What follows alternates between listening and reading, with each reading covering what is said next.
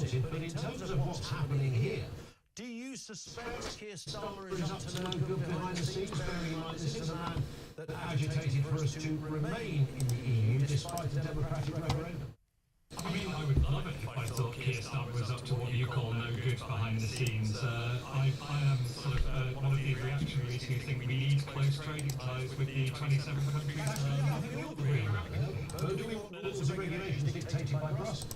But every political leader since and including Boris Johnson has said there needs to be a reset and there needs to be some sort of reassessment of the relationship. Boris Johnson sort of forced his MPs to agree that his deal was wonderful, and then within a year was trying to renegotiate it himself over some of the Northern Ireland issues, over other things. Rishi Sunak had the team set in trying to get close trading ties, trying to get relations. And Keir Starmer has the same team Rishi Sunak does. And actually what's demoralising other countries in the EU is he's coming with exactly the same red lines and exactly the same rules as his two Tory predecessors. He doesn't want to do anything on fish, which is 0.03% of the UK economy. It's absolutely tiny. He doesn't want to do something like exchange of movement from facilities to work and study, which is very popular with the UK public and is a big EU demand because of something. And we can sort of risk getting nothing and getting nothing. I mean, the sort of joke here is that we do actually comply with all the EU rules on food and agriculture anyway because we don't have to. If you want to sell in Northern Ireland, you have to do it. If we want any kind of export, you have to do it. And because we started with the same rules, and a lot of companies are multinational, it's just simpler to follow them. So we're kind of already complying with EU laws, but he's got a team that's trying to get a better deal without changing anything. And so it's fine for the Tories to make some hay with this, they're doing their jobs, but it's exactly the same unit that existed in number 10 under Rishi Sunak, and exactly the same existed under Boris Johnson, and it's going to deliver exactly the same, which is very little. Lance, I mean, based on what you just heard there from James, I mean, nothing to see here, Governor. Well, I'm amazed we're discussing Brexit now. You know, you think it was all done and dusted, people have come. It was only 8 years ago, Lance. It wasn't that long ago. We're living in a whole new world now. You know, we're living in a world where people are realising that if you've got too many rules and regulations, your economy just stagnates. That's why the EU hasn't grown for the last 20 odd years. And you know, to take countries like Argentina, you know, it's a different sort of level of GDP, but they completely slash government departments, get in with regulations. After 100 years, they finally got a budget surplus. It's incredible. America, you know, Donald Trump is coming in. He's a free marketeer. He's brought in Musk to scrap regulations. They're going to be scrapping regulations big time. They want to have a great relationship with us. If we go off into the sulk and say, no, we're just going to tie in with the EU and keep all these regulations in place, we're missing the biggest opportunity of our lifetimes as a nation. And also, Ian, yesterday we acceded to the CPTPP, the Common and Progressive Trans-Pacific Partnership. That is as big a trade group as the EU. We just, you know, we're now part of that. It's in the Far East of Japan, it's in Latin America, Peru. And the great thing about that trading organisation, unlike the EU, is that we get free trade with them, but we don't have to have their rules. We don't have to stick to Japanese rules when we make our food and everything else. There's mutual recognition of rules, and that's how it should be. You know, we each have our own rules and cultures. Let's accept each other's. Yeah, and of course we can only join that pact because we're not in the EU as well. It should be. It should be said.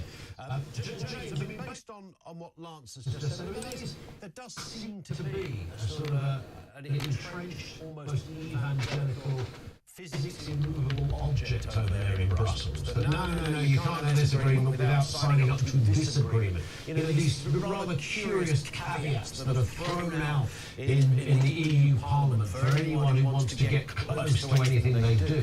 It's almost a protection racket going on there. Why can't they do what the Indo-Pacific trade agreement does as well?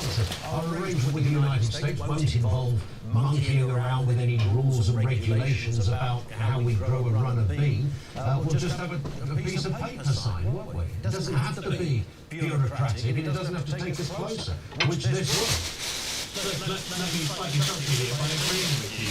I'm not a happy-clappy EU is wonderful and skipping and everyone loves harmony there. Of course it's a protection racket. The problem is if there's a massive protection racket running from your doorstep, you're a lot better than you're in it and you're out of it. We used to be able to join the mafia.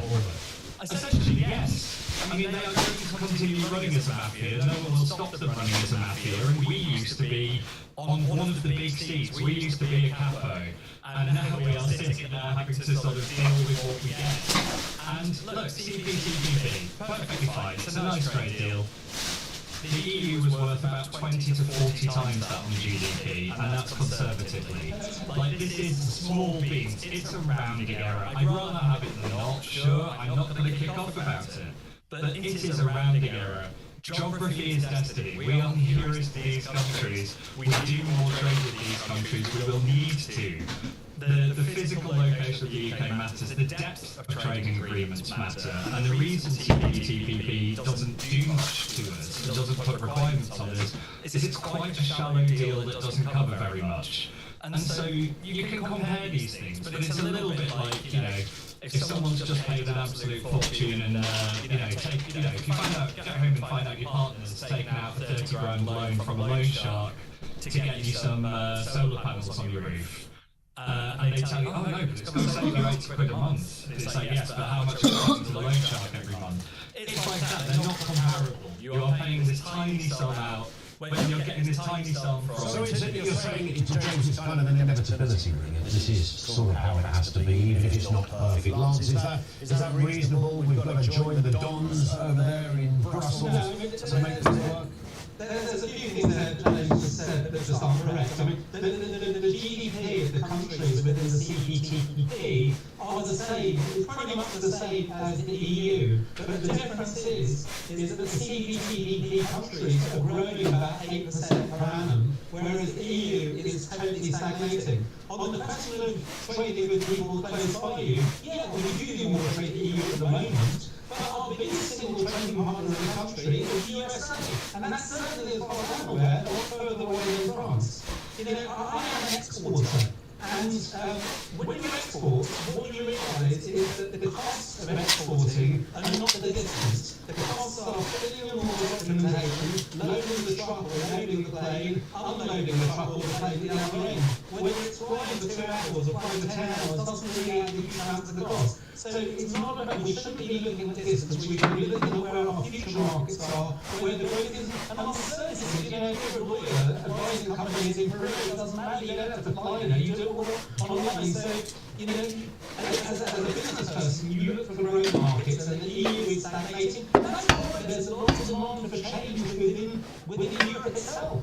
People are sort of making doubts about the EU, and the EU's their huge fear is that if we're successful as a nation outside the European Union, other countries in the EU will want to follow our lead, and that's why they want to touch us. I mean, James, that is a fair point, isn't it? I mean, you can see already Italy would be a good example. I know they've said, and even Le Pen has said in France, and if you read about, we're not any longer looking to lead as such, but boy, they will have their eye on our direction of travel, won't they? Because if they sniff that there is a way to get life done without having to adhere to a collective of 20 odd other countries, they're going to be running for the same decision, won't they? I think, honestly, this is UK vanity. We're a medium-sized country. I think the EU should pay more attention to us than they do. But you go out there now and talk to them, we are not top of mind, we are not middle of mind, we are somewhere near the bottom. Hungary is not looking to leave the EU. France and Italy aren't looking to. They're sort of looking to reform it from within, but they're also looking to score points doing it. We would have actually been quite a useful ally to a lot of the Eurosceptics coming through now who are trying to say it doesn't have to be ever closer union, it doesn't have to be political. Why don't we go back to making this about trade and about standards and about removing barriers instead of making them? We actually could have been quite a good force on that, but we made ourselves irrelevant, and actually they're just not that interested. We've got a lot of money. They want some of that money, right? I mean, they want clearly our trade. We need things as well, of course we do, but you wouldn't rule out one of your biggest clients, which is what we are. No, but they don't feel that they need to give us special treatment in either direction. They're not punishing us. They're just not. They don't feel they need to give us anything bespoke. Like that, we might see that as punishment, but they're treating us like they would any other. Okay, but James, can you not see, James, that Keir Starmer was a man who clearly voted Remain, and that's fine, it's a democracy and stuff. He agitated a lot in Parliament to try and challenge the authenticity of the Brexit vote. We know that within his DNA, that he couldn't be more European if his name was Giscard d'Estaing. This guy breathes and bleeds EU. So the idea that he wants real close ties, as distinct from a few little trading arrangements, is not exactly a massive leap of hyperbole, is it? I mean, I think the idea that Keir Starmer is a conviction warrior can be safely thrown out. He's spent a lot of the last month shouting that the Tories were too generous on immigration. And he was a human rights lawyer. He campaigned for Remain, and now he's very determined about his red lines. I don't think he's got a secret left-wing agenda. All right. He's going to do. He's just going to plod along. Lance, it's the same question. Do you sense that it is in his heart, in his DNA, that Keir has a bottom drawer plan that ideally would take us right back in? Well, I certainly find Keir Starmer very agitating. And I don't think he knows what he's doing, quite frankly. I mean, he single-handedly is destroying the British economy by itself, whether we're in the EU or not. All these tax plans are absolutely disastrous. And particularly for a business like mine, we're a family business. He's just introduced something that's, he's removed something called business property relief, which in fact it was the Labour government that brought this in the 1970s, where family businesses like farmers, if the owner suddenly pops his clogs, the business gets taxed for inheritance tax, and it basically breaks up and destroys businesses. Now, given that 90% of businesses in the UK are family businesses, this is extraordinarily disruptive. So it's nothing to do with the EU. He can single-handedly destroy our country. We don't even need to mention France or Germany. So, we need to sort out the home front first, I'm afraid. All right, listen, guys, thank you, James Paul and Lance Foreman. James, of course, political editor at the New European. Lance Foreman, he's a former Brexit Party MEP and businessman. Over to you. Where do you sense Starmer is on this? Closer ties is a good thing. If you get good ties to somebody, but if you're tied in, as distinct from a good relationship, then you're in a whole different place then. I mean, this is an organisation we were in for 50 years, and in relative terms, what we left 8 years ago. And still, this thing isn't fully sorted. So I don't think it makes you some sort of conspiracy theorist to wonder whether Keir Starmer is playing a different kind of fiddle to what we thought he should be. 0344 499 1000. Have you changed your stance on Brexit? Our lines are open. This is Tom.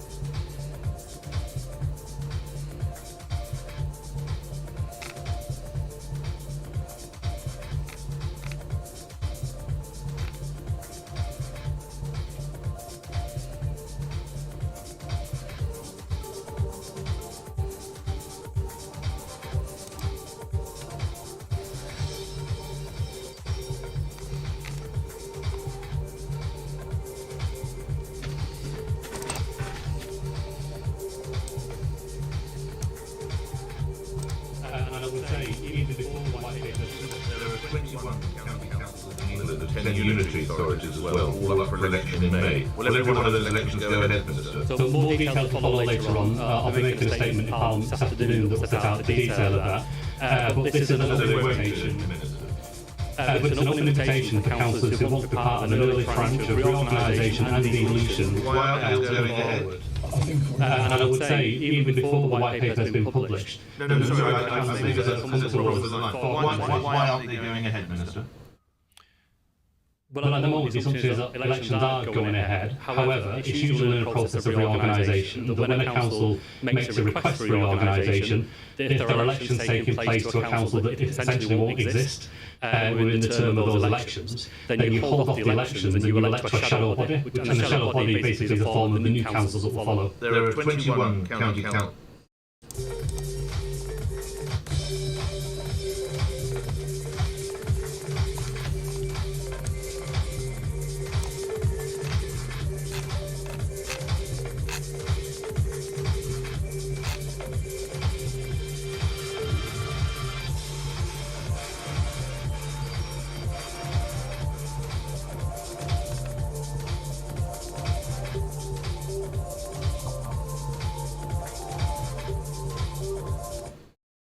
Across the UK, on DAB+, on YouTube, on your mobile, and on your side.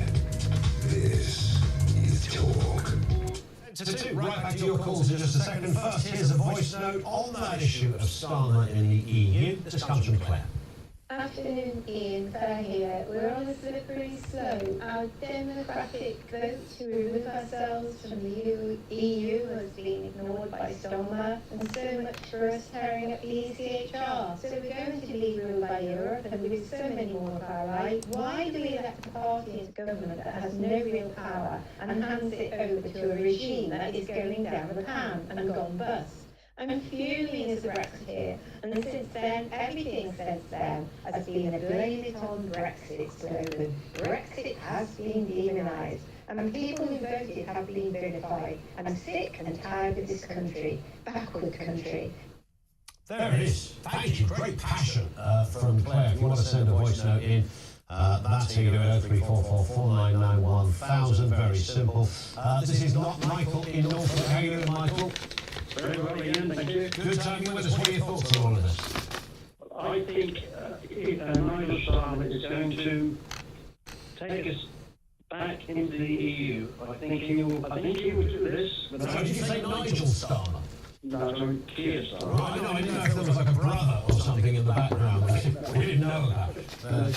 Agitating in the wings. Keir Starmer's going to take us back. I think he will do it if he can without having a referendum. I think, as a lawyer, he's a very, very clever man. I think he may well try to do that. Also, I think, as he gets near to the end of his current term, he will give voting rights to immigrants with the intention of trying to get a Labour majority at the next elections so he can do his 10-year plan, as he initially said to the manifesto. Yeah, he keeps talking about that, doesn't he? The 10-year plan, the 10-year plan. So you're not, I'll put you down as someone who's not Team Starmer. No, I'm not, certainly not. I think the only hope we possibly have of ending this government early is if they really muck up the economy and they have to go tap in hand to the International Monetary Fund. I think That's really interesting. that could trigger, I think, a vote of no. Yeah, I sense you could well be right. This is a great point, Michael. Thank you very much indeed for that. And I think, depending on how the solar panel and the wind turbine thing goes, which, by the way, thank you to James, who just had a quick Google search. A large wind turbine costs $250,000 a year in maintenance. Might be why cheap renewable energy is so expensive. Yes, we're making it more expensive in order to make it cheaper. Lenny is in Ashford. How you doing, Lenny? I'm tickety boo, thank you, Ian. Good to have you on with us. How's life? Yeah. Well, regarding the EU, Yes. I go back from when Teddy took us in, Wow. and we was only going to be a trading partner. That was the idea. That was the idea, we were going to trade. And then once they got us in there, then they started taking control of us. That's a very good point. What nobody's ever been able to explain to me is why a trading bloc. I can understand why you need some parity within, if you're going to sell a piece of wood internationally or a box of screws, it helps that they're the same size or, within a certain. I get that. However, when it comes to regulation, how big your window should be in a house, how high your stairs have got to be, and goodness knows what else. That's the bit I've never understood. Why they required that additional, almost authority over member states. Well, I have been predicting for many, many years that, and what is happening now, it's all coming true, that we are only going to be a colony of Europe. And they're going to want total control over everything we do. And when you say everything, you mean everything. I mean everything. I think like the deal that Theresa made was traitorous because that had nothing to do. What she accepted was nothing what we voted for. And I think once she did that deal, Boris did have his back to the wall because in getting it changed. And that is where all our problems start from, is the deal that Theresa made. So, and since then, everything that Boris tries to do, you don't sense that in any way improve things? No, I'll be quite honest. We've got too many in Parliament that, people in places that like Starmer, that are doing everything, and Starmer is only a lapdog of Europe, exactly the same as what Blair was. Blair gave them our £8 billion refund back. Yeah, the rebate. And we were due £8 billion refund. And with nothing coming the other way, Blair said, you can keep it because we are European. There it is, Lenny. Thank you very much indeed for that. That is the bit that he touched on there, the expansion of the EU, the 1970s. It predates that, really, the French and the German coal and steel agreements, which is where this kind of thing all began, was also a project of expansion outside the annals of business and trade for many people who had a kind of, and when I use the word globalist, I'm not trying to use a kind of conspiratorial pejorative there, genuinely those that actually think we rub along better if we're all under one nice, neat, tidy umbrella. We've got like little spreadsheets and databases that we all chime from the same thing. That kind of thinking has driven the EU to where it is today. When you get into conversations about defence parity and policing and all sorts of other areas, sure, you can have good relationships in these areas, and there'll be obvious parts of policy that make total sense that you'd be singing from exactly the same hymn sheet as Portugal or Italy or Luxembourg or something. I get it, it can make sense, but my reading of those who fanatically drive the EU agenda, it really, when we talk about it over here, it's trade, right? Trade. It's clearly much more than that. And why is it much clearly more than that? That's, to me, a massive question. That's not a pro-leave question or a pro-remain question. It's just an intelligent question. What's with the other stuff? Let's call it that. What's with do the trading, have some regs that surround your trading, obviously. But what's with the other stuff? What's the expansionism thing that goes outside the remit of what was once a common market? What's that bit about? 0344 499 1000. Have you changed your stance on Brexit? We'll take more calls from you in a few moments' time. Voice of Doom on the way as well. News at 2 coming next.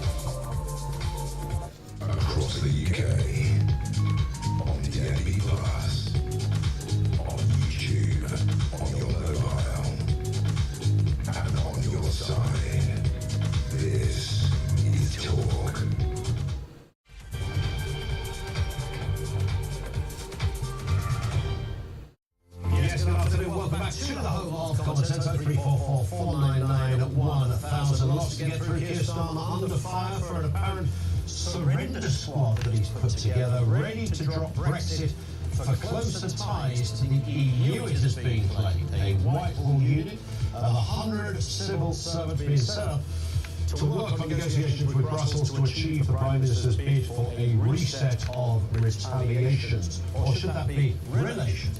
Do you know what? It's not that different to what Rishi Sunak was planning, but we'll look at that throughout the course of the show. And of course, we're asking the question to you: have you changed your stance on Brexit?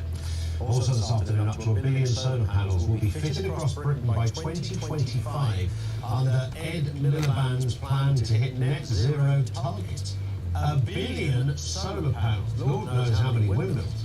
Figures show that Middle England will be the hardest hit, with most panels to be installed in areas stretching from Lincolnshire to South Wales, plus the West Country, where the Energy Secretary's plans envisage 200 to 300 square miles of solar panels. There's a lot of panels going on here. I think we can all agree on that.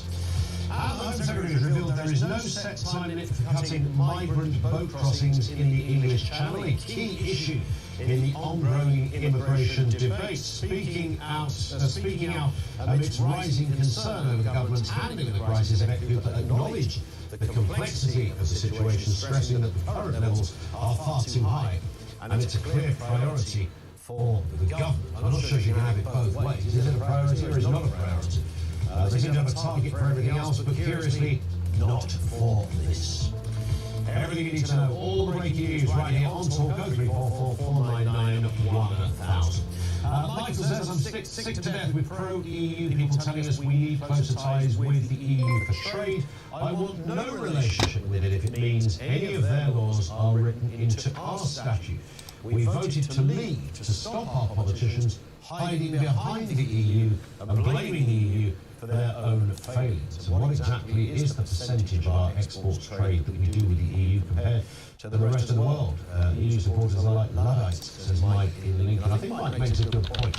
And I've long made this very simple comparison, that being in the EU is not a law of physics, right? It really isn't. There's lots of countries throughout the world, most of them, in fact, that are not in the EU. There is other ways to do things. Doesn't mean that it's going to be perfect to start with, and there may well be questions going forward. We won't know until the fullness of time. Somebody said to me quite recently, you'd need 25 years to be able to assess whether leaving the EU was a success or not. You certainly couldn't make that assessment now. It's barely gone off the ground. But I think it is fair to say that the bureaucratic side of the EU was an interest. Lots of people were voted to leave based on that. Not actually based on the buildings, the bureaucracy, the sheer size, this monolithic entity, this sort of breathing thing that just seemed to expand by the hour. And for many people, even if their heart was in the idea of a common market, they felt that this was just the worst version of big state, if you like.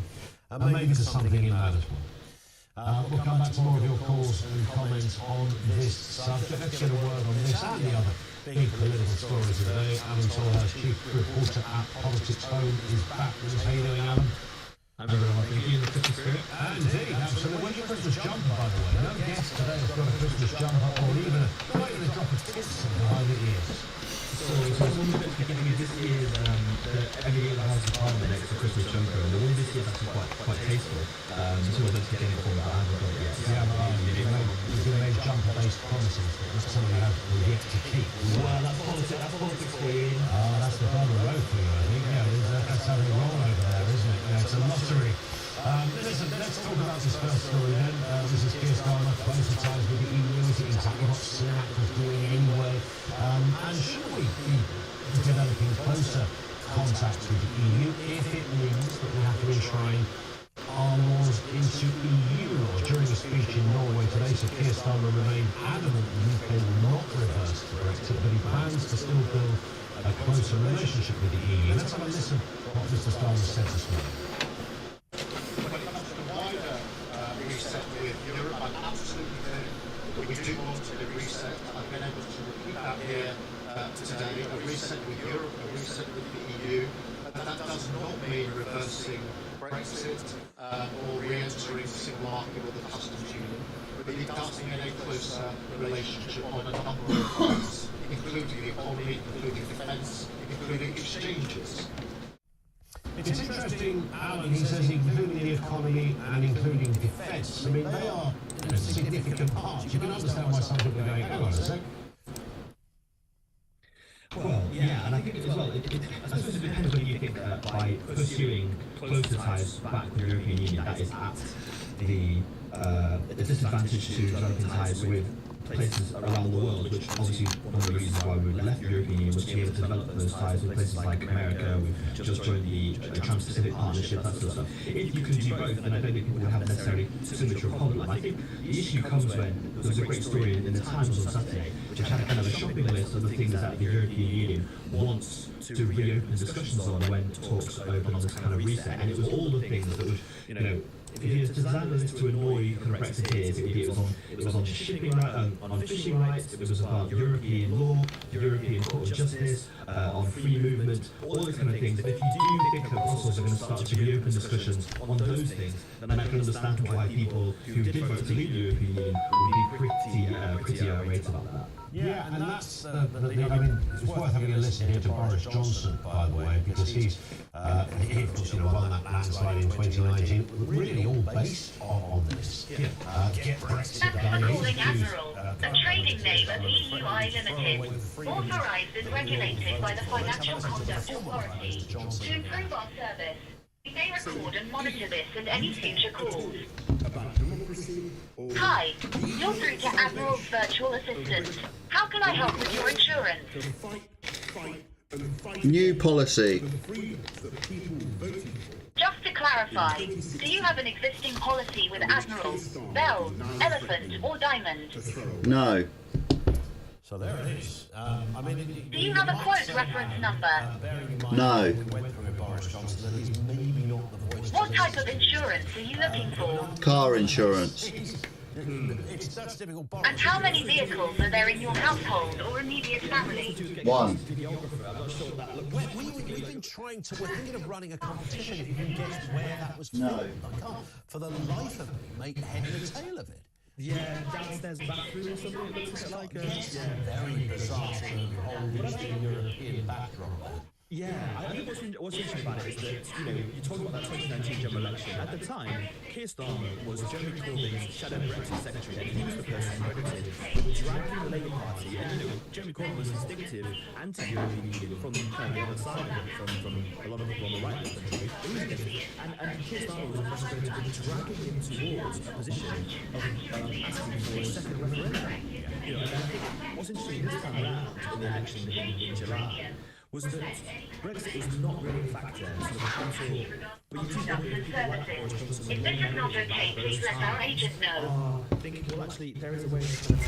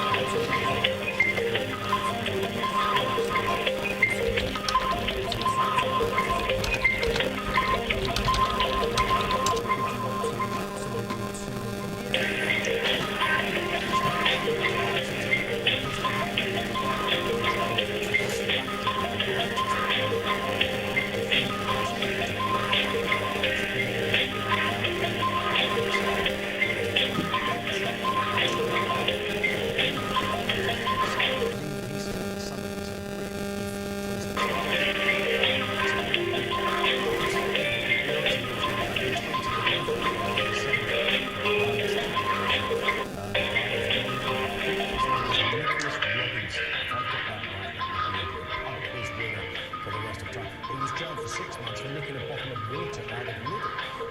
And the reason he was because it was when people were looting and rioting. So it's not, it's not a Keir Starmer thing. I don't know how the message gets translated to the judges, but clearly people were jailed for very specific, jailed at a very specific time because of what was happening. And I just want to get as well,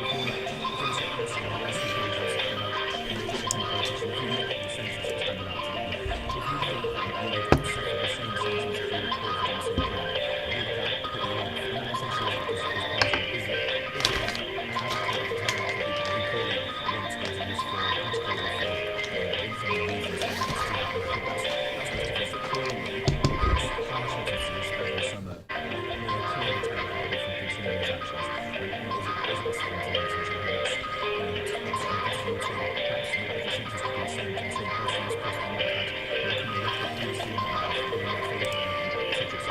But from the outside, it's not going to look necessarily like a sinister attack if you just get put to nothing but a fine and something else. Bit of breaking news, the alleged Chinese spy has just been named as Yang Tambo.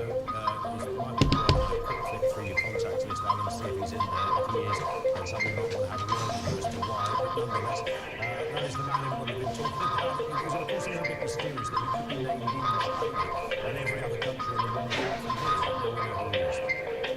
Yeah, well, interesting, I think those partly to the fact that especially for parliamentarians who knew that they would be able to use parliamentary privilege to be able to do something that was always like that, because I don't think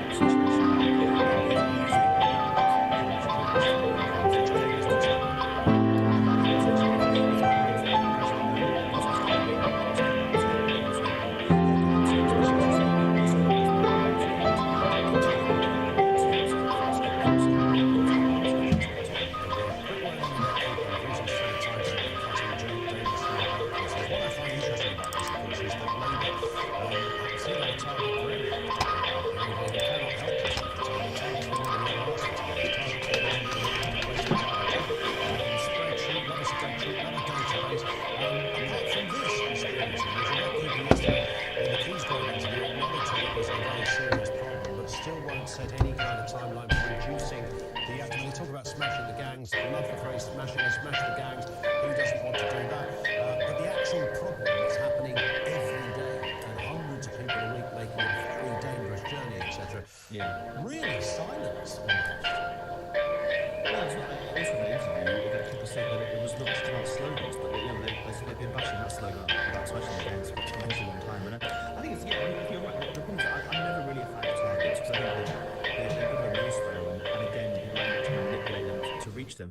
But the problem is that if as you say, if you set a target in things like NHS waiting times and education stuff, if you're not setting a target in somewhere else, then that obviously makes it seem like it's less of a priority. And as you say, both Yvette Cooper and the Migration Minister, Angela Eagle, was talking about that it is a massive priority, but it doesn't look like it from the outside if you're saying these are the deliverables, these are the things that you need to measure us on, and one of them is not a target in this sense. And I think, I wouldn't necessarily want to put a target on it if I was in government. I don't think that's necessarily the best way of crafting policy and pursuing stuff, but it does look as though that they're not looking to bring it down to below a specific number, and in that case people will think that they're happy with it. I was wondering if I'll be able to get a quote for kind of extrapolate from this, that is, they're quite relaxed about what is happening there, and I don't think it would be wrong to point that out.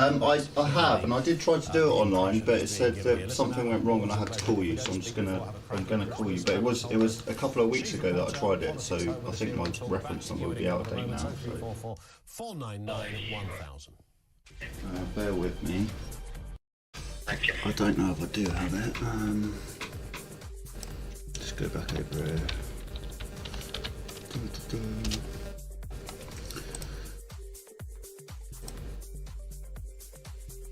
And it was more info.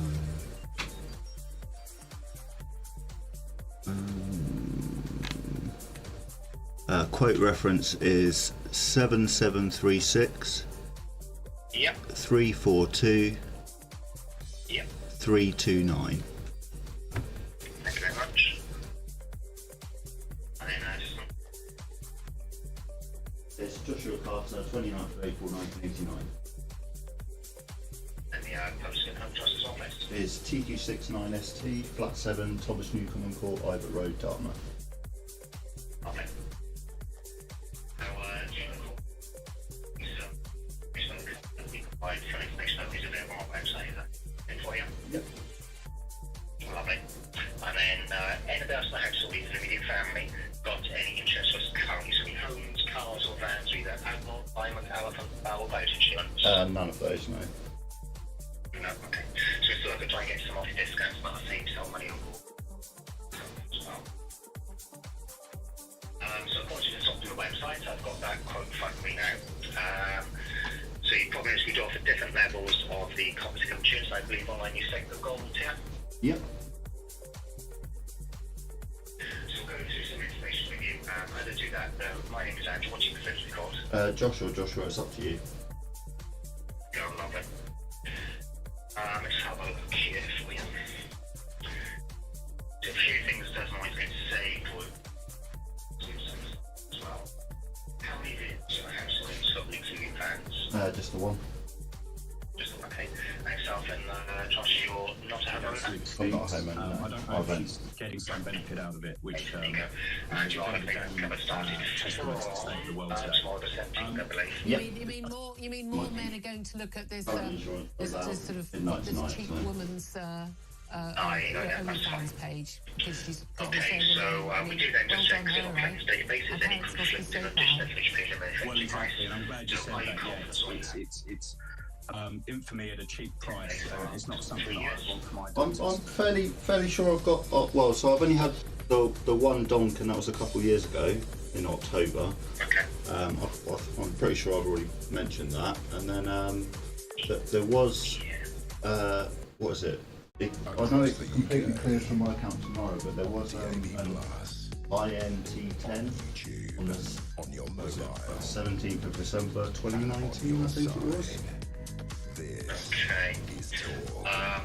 It's 2:20. Just a reminder that breaking news: the alleged Chinese spies bring main Yep. someone called Yang Tengbo. Of course, the belief was that a member of Parliament was going I just reversed into someone. to mention the name in Parliament. The smart money says the Speaker would. I mean, you are allowed to do that. When you're talking about issues of national security, then it can get a little bit iffy. So they've decided to name it, which was always a bit weird because he was already named the President of China. Which you think of all places, that would be the one that would protect his anonymity. Let's go to your calls. Ian down in London. Ian, what have you got for us? Hi. It was the 17th of December 2019. Oh no, he's not in the takeaway order either. Right. Love it. Right. Basically, where do you get solar panels from? I had to redo my text as well. No. How much is the fine? It was £200. Well, I mean, you mean from China? Any disqualification? I lost my licence for it. A couple of weeks ago and get on these knees. It was. I was able to take it again. It's all about that. Everything is to do with China, and that's why there was something on somebody else said the other day when they said you wouldn't find anybody going not putting things against Russia and all these other countries and embargoes, but the one they're not going to have a go at is China. Because they're too powerful. Right? And that's the end of it. So on my licence here, I'm with Ed Miliband. He is off his head. And all it's going to do, and I used to be involved. There's 27th of the 1st, 2022. Unless there's a tariff. But I'm pretty sure it was just before that. They did the feed-in tariff.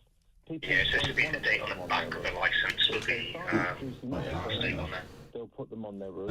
What if though? You've got on the past date on there says 26/02/19. So going from Lincolnshire to Wales, east to west, and then further down to the southwest. So this sort of that's when you would have originally passed then, yeah. So you've got the onshore and offshore. This was something I had to go through. So I used to have a bus they built this that I insured, and I had to have my license for 2 years. I don't know how many and I've redone my test at this point, and I've only just redone it. Now the DVLA go from it'd be great, but there Rubber isn't pass my test. today. Solar panels do not need bright sunshine to work, right? But they do need unobstructed views and everything else. And where would be those sort of places they'd like to use? First one. Oh yes. I don't actually have the date of the second And all the one. farms have been taken away from the farm holders because they can't pay the tax, the inheritance tax. So what a lovely place. They take over the farms that had the wheat and the Is there going to be enough? I mean, website because it gives you the information on there. Okay, I'll do that now while you're on the phone. So the DBLA check thing, yeah? I mean, you know your national insurance number, I presume. Yeah. But, 3 farms Yeah, in Staffordshire. What's it? Check. License check, isn't it? No, but it would sort of go a long way. It's a very nice way to sort of take over their fields or take over that sort of way. And it'll help with his other big plan, where the GB Energy. I have to be very careful how you said that, as opposed to Mike this morning. Yeah, I didn't hear that, but I heard about it. Great. So, listen, Ian, you're right. I mean, I don't think we take anything at face value. I mean, Ed Miliband is, to me, is a nutter. I cannot take this man seriously. I also can't see it. Go on. Right. I agree. Ed Miliband was the leader of the Labour Party. Okay, so... Wait to get him out. He was useless. And now, anything to do with energy, they're putting him back into... Yeah, so here it says 27th of January 2022. With the levels of money that are involved, you'd think, So it was the reset the test, wasn't it? Yeah. And then my original one was on 26/02/19. Seems rather Okay, extraordinary. I did see a stat this morning that was the that says that power stations burn... and then click on the penalties and endorsements and just make sure that date is right as well. Yeah, so, the offence date was 17th of December 2020, sorry. And the endorsement, the removal date's tomorrow, so... Confusion. Ian, thank you very much indeed. Okay, so 17th of December 2020 is the actual offence, yeah? Yeah. Okay.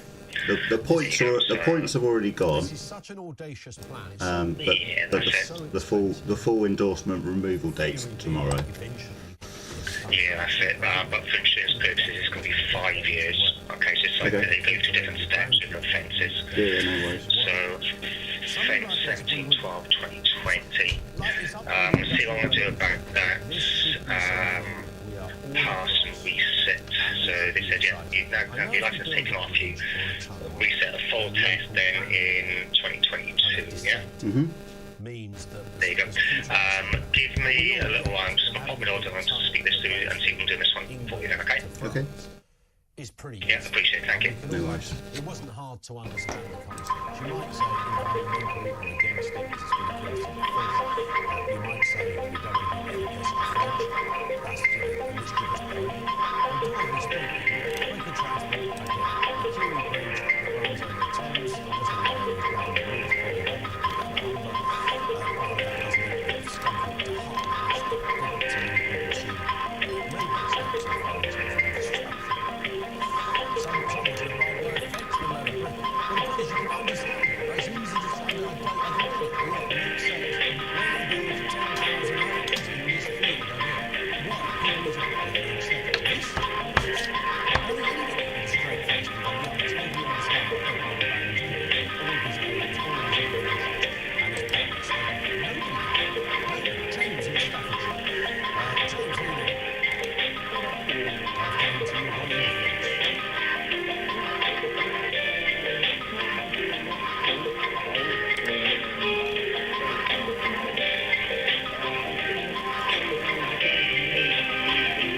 Wasn't there? I passed it in October.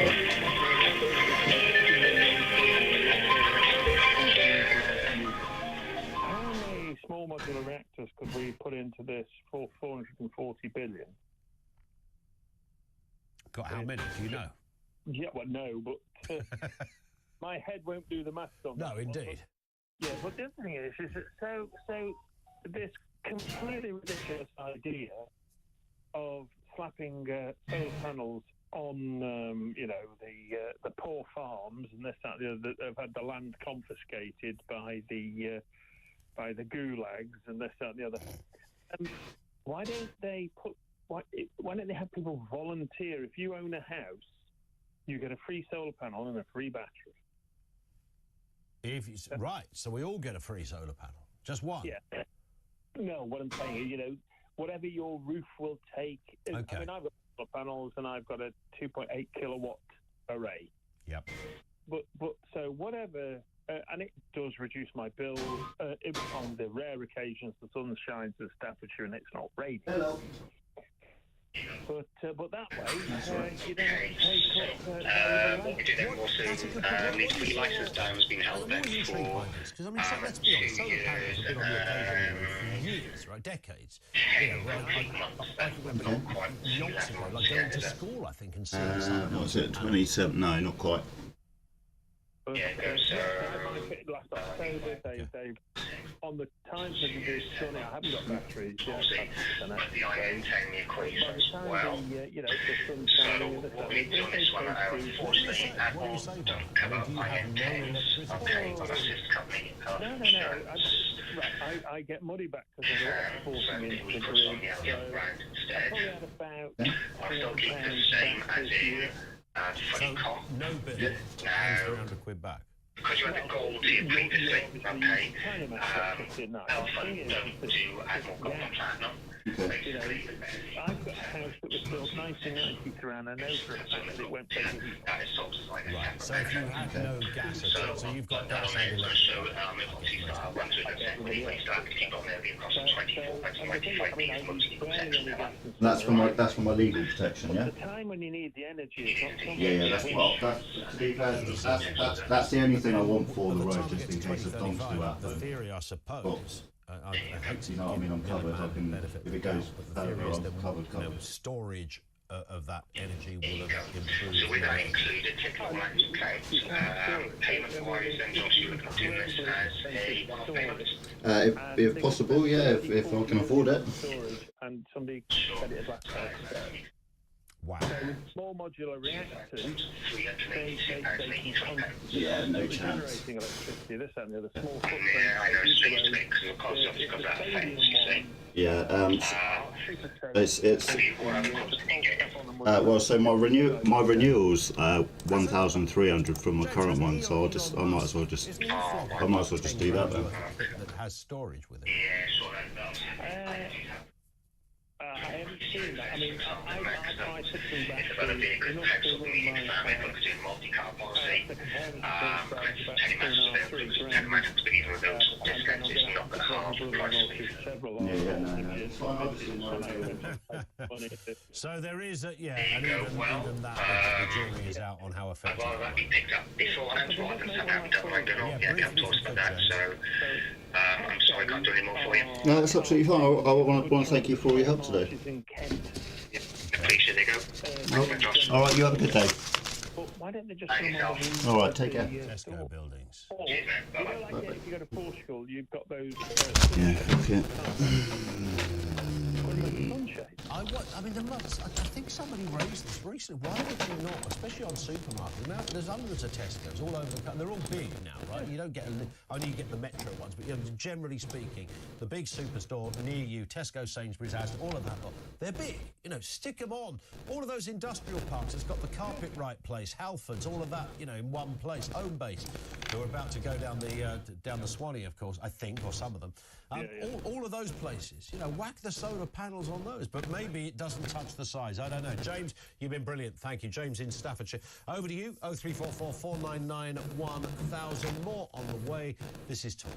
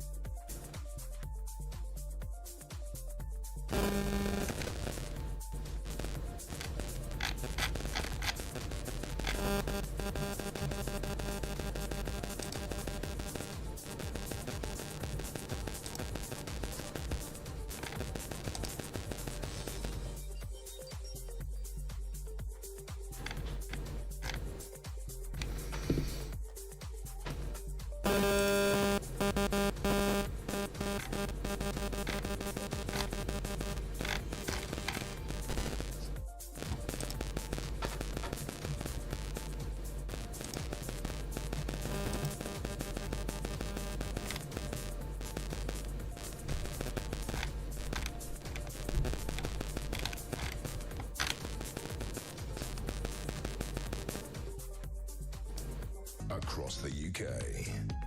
Must be working. On YouTube, on your mobile, and on your side. This is Talk. And just the latest then, the update on the spy. This is Yang Tengbo. That's the name now being named, the alleged Chinese spy banned from the UK and linked to the Duke of York. Said he's done nothing wrong or unlawful, adding in a statement that the widespread description of me as a spy is entirely untrue.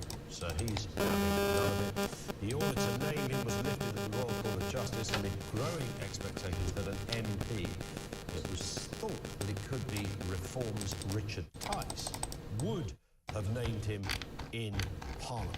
If that had been the case, then of course he would have, under parliamentary privilege, would have been allowed to do that, but I sort of sense that the protocol, the Speaker and others would not be best. They don't want to create best practice, I think, under this, so the decision has been made to name him. There it is.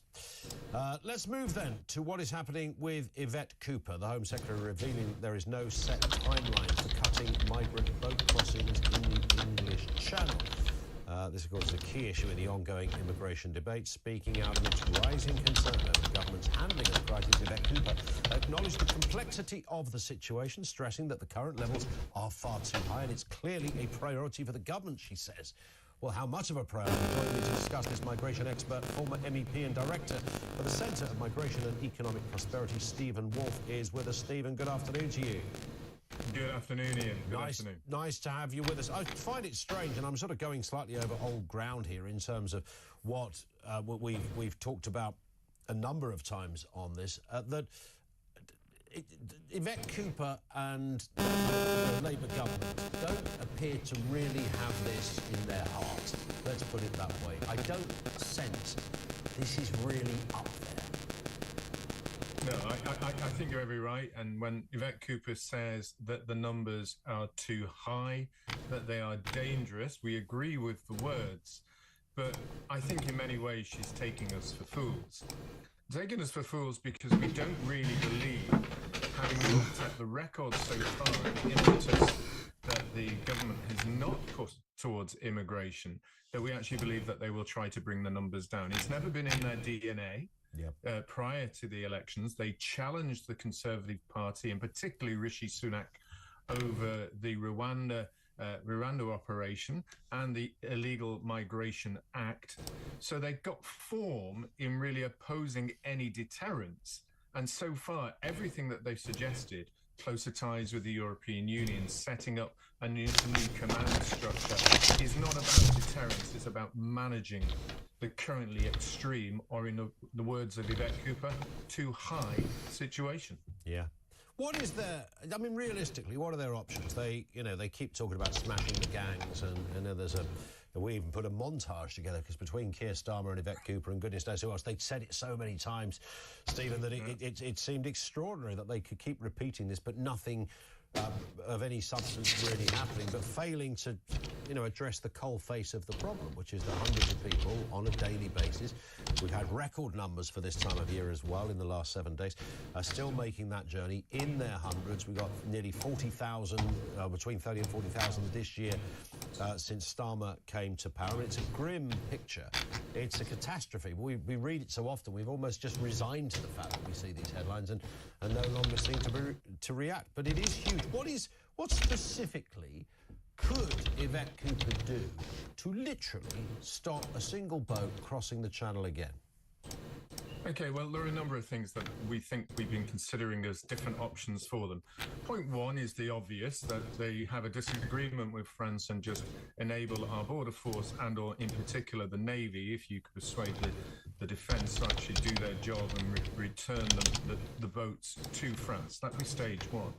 Stage two would be to look at the countries where most of the people are coming from, and many of them do receive foreign aid distributions from the UK government, and we could link the returns policy to foreign aid. If you do not accept everybody that fails an asylum application in this country, we will return them, and if you don't, then we will stop providing you with any aid whatsoever. And that's particularly important because there are those like India, for example, China, and then you have the bigger countries. We've just given 50 million to Syria, and yet we have huge numbers of those who have failed their asylum applications here. So that would be another big stage. I think re-engaging with the Rwanda policy would be another deterrent, and strengthening the enforcement team, giving them much more money, is just in the way that Stephen Miller has proposed for Donald Trump. And what is going to happen with their new border czar is that deterrence with deportations is going to be a very, very strong part of their policy. We should do that, but I doubt for a minute that that's the problem. It's not in the DNA of the Labour Party. They believe that they can absorb as many people coming in, and let's deal with the consequences by allowing Yvette Cooper to tax everybody out of existence. Yeah. It's funny where they got 50 million quid from all of a sudden, because, you know, the last time I looked, we couldn't even help pensioners heat their homes, but somehow we've produced, you know, 50 longans out of the grass.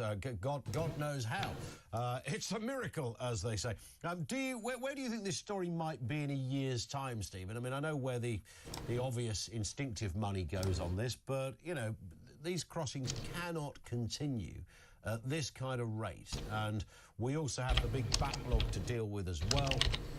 Where will we be in 12 months from now?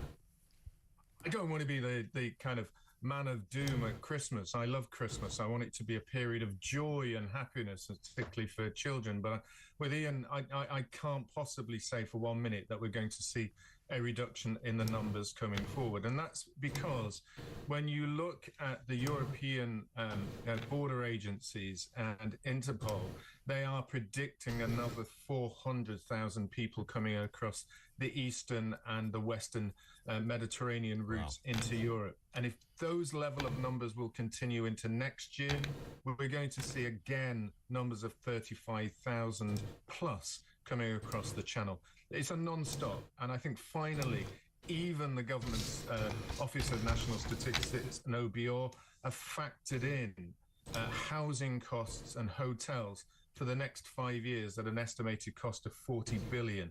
So they don't believe it's going to be reduced either. Stephen, it's always a pleasure. Thank you. Stephen Wolf, migration expert. He's a former MEP as well. Thank you to him. We started off, of course, there's a bit of a correlation here. The EU discussion, Keir Starmer, and whether you sense Keir Starmer is kind of having a little bit of a soiree with getting firmer ties with the EU. Now, not so much supporters.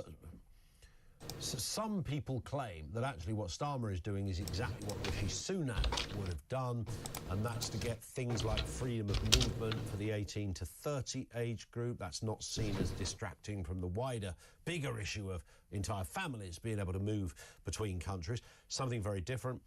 Stuff like that, some fishery issues as well. But what goes with this? I mean, and I'm sure that's true. I don't dispute for 1 second. Rishi Sunak would have probably done the same thing, you know, trying to keep a big trading bloc happy. But I also sense, and I think recently, that we've got a party, a government that is quite clearly, you know, a little more EU-friendly than what went before. And I don't think you can reverse that. Let's get a call from Harry in Portsmouth. Back to that issue of Ed Miliband and his big solar panel extravaganza. Harry. Yes, extravagant sums of money. You've hit it right on the head there, Ian. We're about to spend a lot of money, and are we doing it the right way? Remember, we ended up with Hinkley Point and Sizewell, these things where they give the companies who eventually decided they participate lots of money. So we're overspending. We've got the phenomenon of wind turbines that when it's too windy, we're still paying them. Mm-hmm. So you've got to get the deal right to start with. But Denmark Hill Station in London, about a year ago, I think it was, that they put, you're talking about solar cells on the roof. I assume it's a metal roof, but they use a sort of a sticky tape solar panel. Not one of these big, solid, chunky things. Okay. But it's sort of a stick-on thing. So you can imagine there must be a massive saving in cost. if you did that. And I remember about 5-6 years ago, somebody even said they have a spray-on system. Well, I'm not sure how it will work on the tiles we have on British roofs. But you hear about these things, and then you don't hear about them again. Ever again. I mean, there's algae. Say again? I mean, it's like algae. 6-7 years ago, I heard that there's a firm in Britain, a university, perfecting algae, fuel from algae. And then what you hear is 7 years later that firms all around the world are doing it. We seem to come up with the idea. Wait a second. What happened to our algae? That's what we want to know.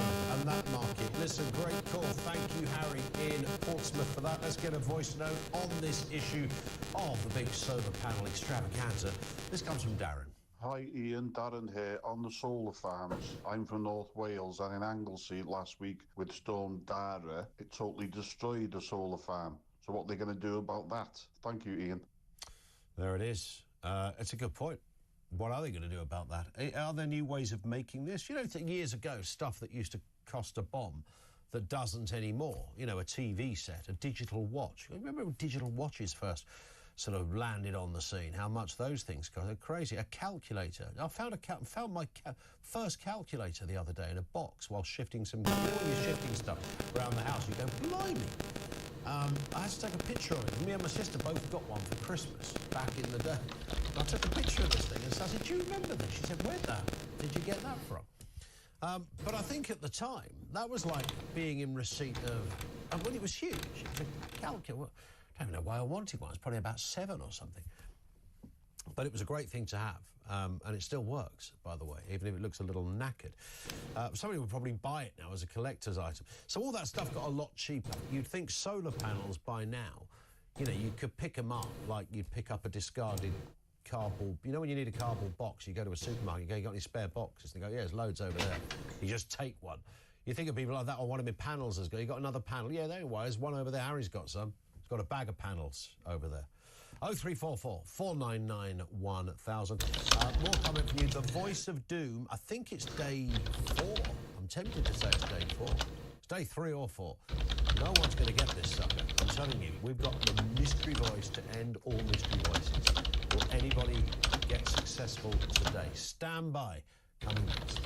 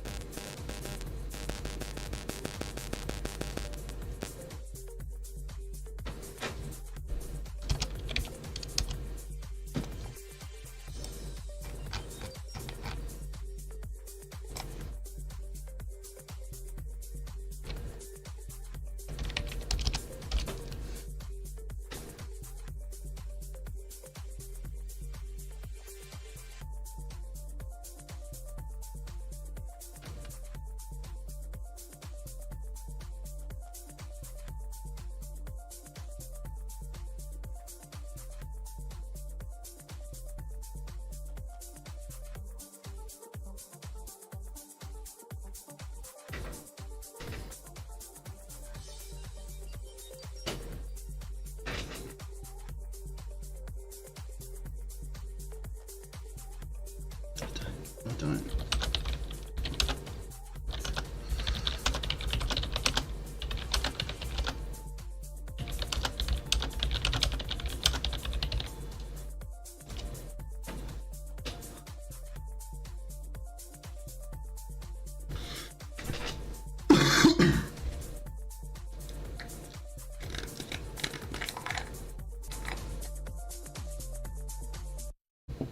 Gave away, I think of the 1,750 odd licenses for fishing in the Channel, over 40% have gone to the European Union. They take a massive amount of fish out of our water already.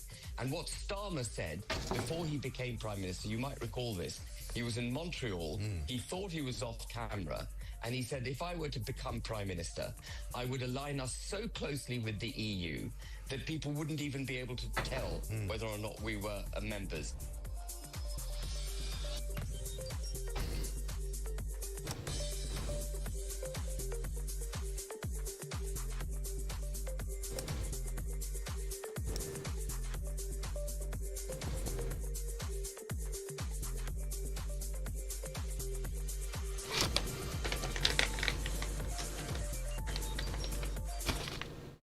Across the UK, on DAB+, on YouTube, on your mobile, and on your side.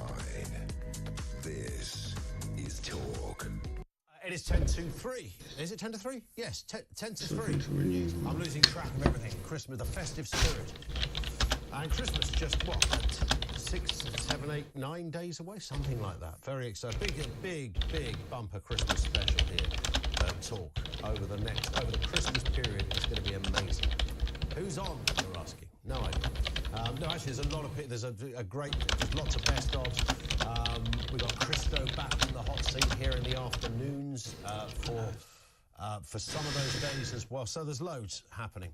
And I'm going to be sort of in and out a little bit, off from much of it, but the odd day here and there. Will this Voice of Doom still be running? And the Voice of Doom for the uninitiated is essentially just a mystery voice, but it's all this one's gone on for, I think this is day 4, okay? No one so far has managed to give us the right answer as to whose voice is this. And the more or less positive results. I just love the results. I love it. But who is it? Let's have a listen. And the more or less positive results. Now, don't call in, there is no prize. You can message in 87222 if you fancy joining in. If we get the right answer inside about the next 10 or 15 minutes, we will reveal all on the other side of the news at 3. If we don't get a right answer, it rolls over to tomorrow. 87222 if you want to message in, if you fancy having a crack at it. Let's see how you do. Here's the voice again. And the more or less positive results. Any ideas? Nobody so far. This is day 4. It's the big rollover, the Voice of Doom. Will we get a winner? Stay tuned for that. Let's go back to your calls and comments. This is Phil in Hertfordshire. Reference to the Labour government. What's going on over there, Phil? Afternoon to you. Good afternoon, Ian. It's just regarding the Labour's obsession with green energy, net zero. What concerns me is this.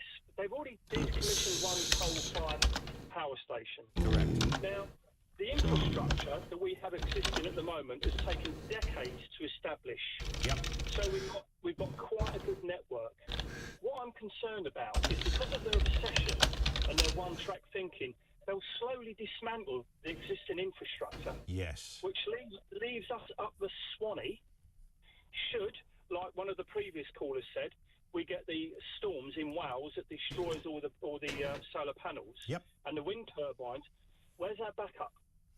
Do you know what? We talked about this a little bit last week, Phil, and I think everybody agreed that if this whole green thing works, and we ended up with essentially not completely free, but Mother Nature supplying all of our power, then all of us would go, wow, that's amazing. Who doesn't want that? And if you did it over the course of 50 years rather than 10 or 35 years, slowly introduce it.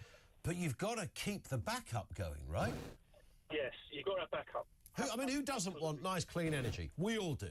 Every person in the world would go, that's amazing. How do you power your house? The sunshine and the wind. Brilliant. However, we know it's a bit untested. So in the meantime, let's make sure we've got a very robust backup there that doesn't disappear for a long, long time. But the fear is that we'll have nothing. That's right. But then also, what also, Ian, is very important is the cost. We've been promised it's going to be cheap. Mm-hmm. Well, put your money where put your money where your mouth is, Labour government. Show us, prove it. Yeah. Well, at the moment, it looks like anything but in order to get to cheap, they've got to put hundreds of billions of pounds in first. I'm not sure that ever gives us that money back. I know, and exactly. What's the payback period over that? Yeah. 100 years, 200 years, 300 years? Oh, don't, We won't benefit from it. I don't imagine we're going to live in a time where me and you, Phil, have a phone call and go, how much was your energy bill this month? And we go, nothing, because it came from the sun. I can't see that conversation happening. No, it's never going to happen, Ian, is it? Yeah, or we paid 20 quid, for the upkeep or something. It's never going to happen. Exactly, and what I would like to know as well is, we're all keep sort of being told about our carbon footprint and everything. I want to know what sort of flyaway Starmer's carbon footprint is with all this flying he's been doing all over the world. Yeah. How many tons, of CO2? And the thing is as well, Ian, they always mention tons of CO2. Well, what is that in proportion of the actual CO2 in the atmosphere? Yeah. Point. They make it sound really bad. 50 tons, 100 tons. Then what does that mean in respect to the whole volume of the atmosphere? If I flow off to Lanzarote, do I kill a colony of penguins in doing so? I'd like some tangible data rather than this tonnage thing. Exactly. And I've got a funny feeling that if they broke it down, it wouldn't really touch the site. I don't think we'd go, oh, right. I think it would be a very different story, but it's creative. And you're right, he's in Norway at the moment. He's then off, I think he's off to Estonia tomorrow. I know, yeah. So he's on a bit of a Beano arc here, isn't he? That's perfect. That's fine. Example, that's what I say. If it's that bad, and the chance is that if we're in that much danger, we're all going to die on frost. We're going to die, that's right. That's the case. You wouldn't be flying anywhere. Do it on Zoom here, because everybody else does. Listen, Phil, I've got to move for no other reason. I want to get another comment on. You take care. Thank you, Phil, in Hertfordshire. Have a cracking Christmas. Richard's in Derbyshire. We've not got long, Richard, but I'm sure we can do it. Renewable energy. For taking me call. I'm just going to echo your previous caller, to be honest with you. Yep. This net zero agenda is absolute lunacy. You don't sense this is going anywhere. Free man, fuck the light off. And it does make me think that there's some other driver when it comes to Labour government and net zero. I won't start talking about the WEF and the deep state. I won't go down that rabbit hole. But at the end of the day, there's got to be some other driver. Same on immigration. What do you think? I mean, but Ed Miliband, he might be a lot of things. I don't think he's the brightest of politicians. I think he's on a vanity project here, and he's got his own way on this. He doesn't want to be known as the bloke that mucked it all up, does he? So he must, at some level, believe in what he's telling us. Then they've picked him because he's got a low IQ. Maybe it's that. It could well be that. Maybe. I've worked in renewables for the past 10 years. Yep. I don't know if you're aware, but there used to be a scheme where homeowners could actually have, and businesses as well, solar panels fitted for free, providing that the energy is... So, for less money, I've not done the actual math, but it installed solar in someone's house, put the homeowner in the driver's seat and the commercial premises as well, put a battery in, and you aggregate that energy. You keep a certain portion of that battery for when the grid's struggling at night. What happened to that scheme? It got wound in under the Tory government because it was a bit of a tax scandal. Right, got it. Listen, Richard, your line, sadly, is cutting out intermittently, but thank you. Another good call on this one. Everything you need to know, and all the breaking news is coming up in the next section, including, will we have a winner from the Voice of Doom? You want to have another listen to the voice? Here it is. And the more or less positive results. 87222, do not call, there is no prize. But if you want to take part, message us on that. Maybe in the next 7 or 8 minutes we will have a winner. We'll bring you the right answer if we get one, and some of the wrong ones as well. All of that and more is on the way. News headlines coming next at 3.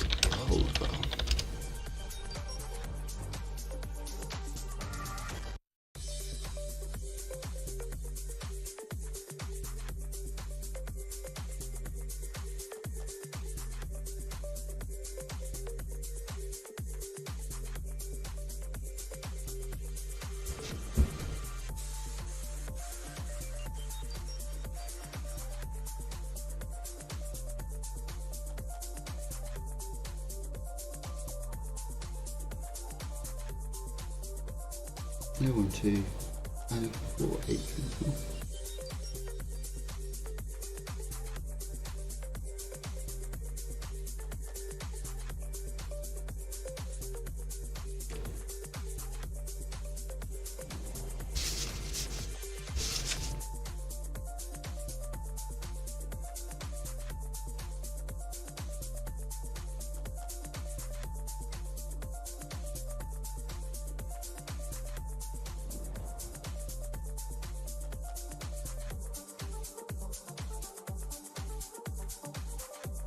Yes, I'm happy.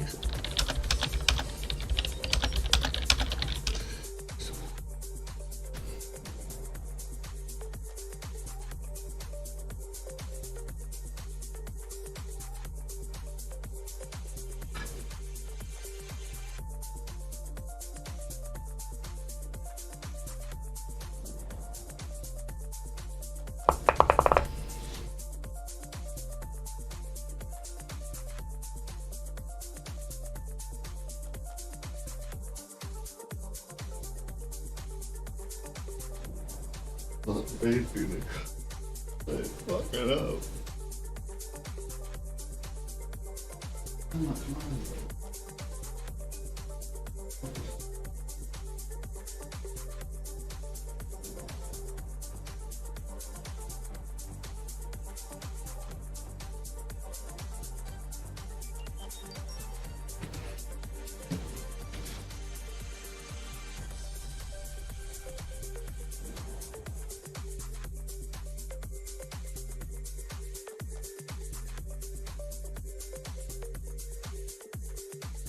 Across the UK, on DAB+, on YouTube, on your mobile, and on your side. This is Talk.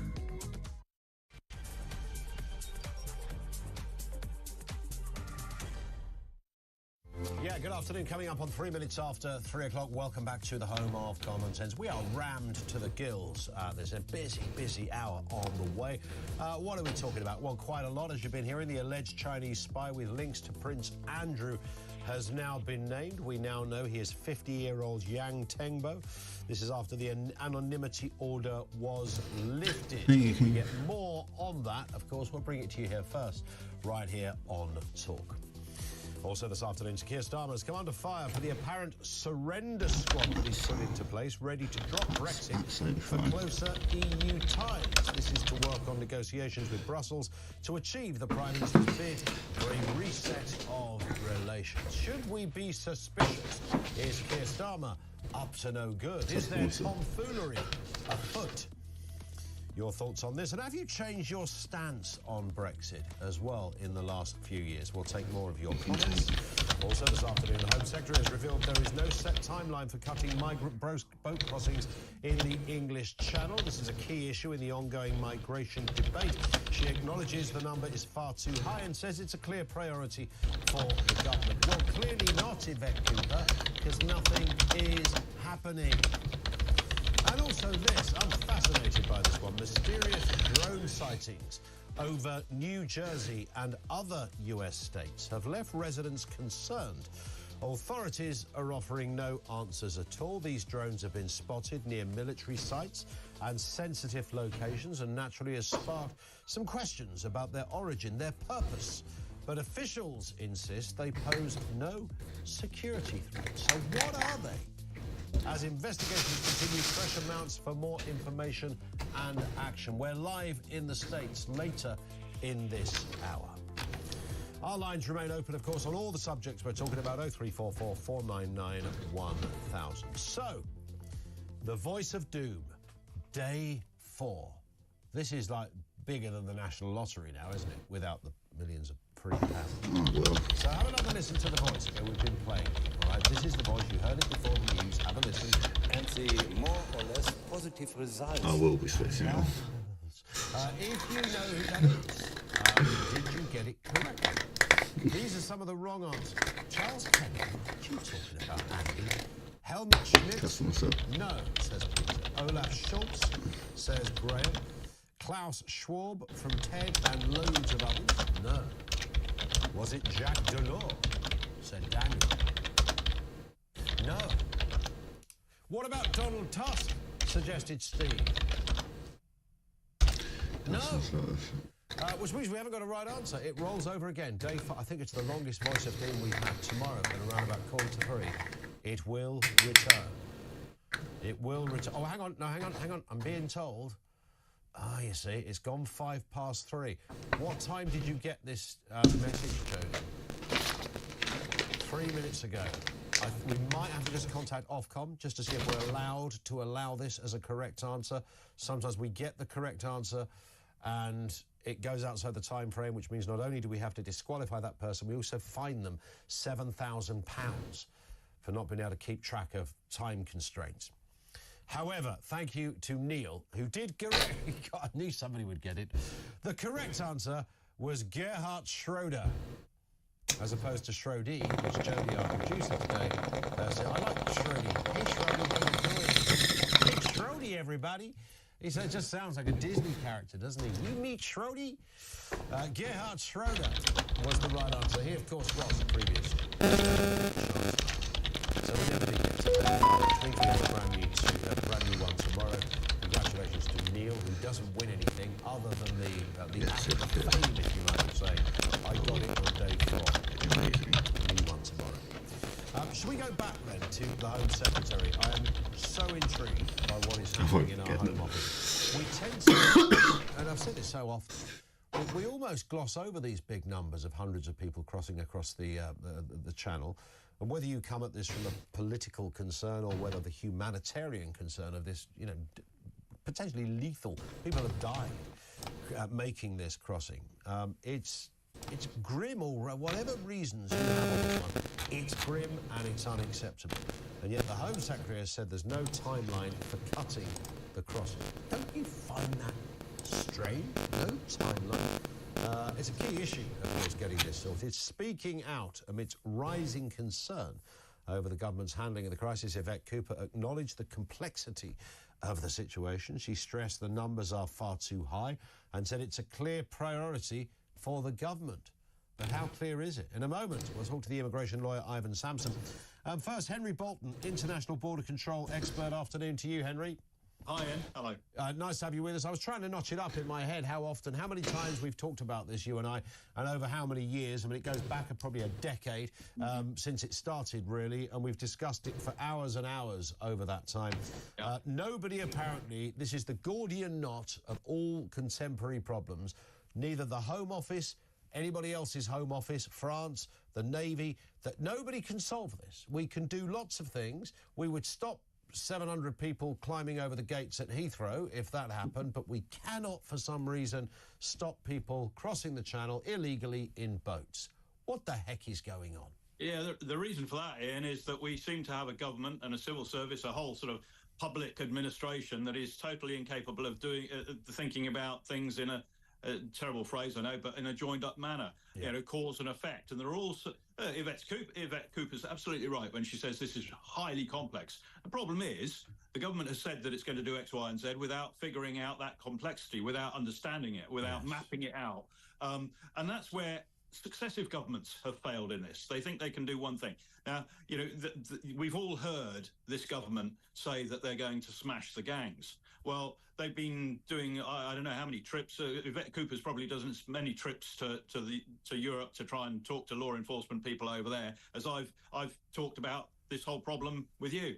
And the problem that they've got now is that the European Union, the European Commission, has established that it will not grant the UK, the authority to lead investigations that involve European law enforcement agencies. And that's one of the reasons Keir Starmer is out there and he's trying to sort of negotiate a new deal with the European Union.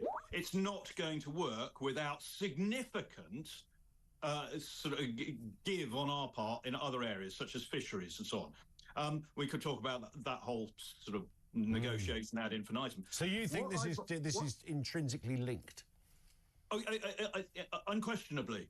What the European Union wants from us and they've been sort of relatively open about it, is us to provide the EU with intelligence information and judicial information to enable them to lead their own investigations within the European Union.